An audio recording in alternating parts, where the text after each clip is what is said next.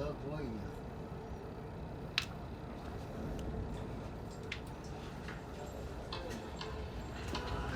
再到他面前。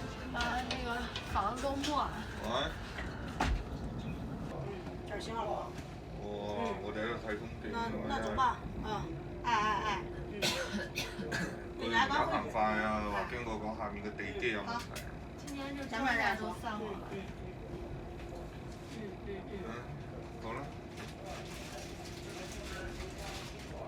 你看那个房子都没一半。它熄灯了。刚才就熄了一次。我睡着了，不知道。熄灯是为了让你下水前适应能力强一点。普通的心态。真是把这水输到黄河里是无所谓的。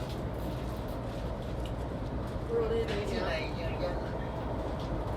我那俩回不去了。哪里？偏向盘也是淹。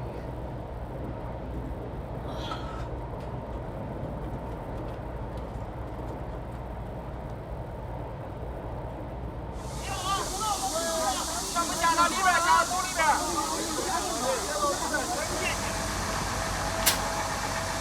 来，5稍退一点啊，稍退一点啊。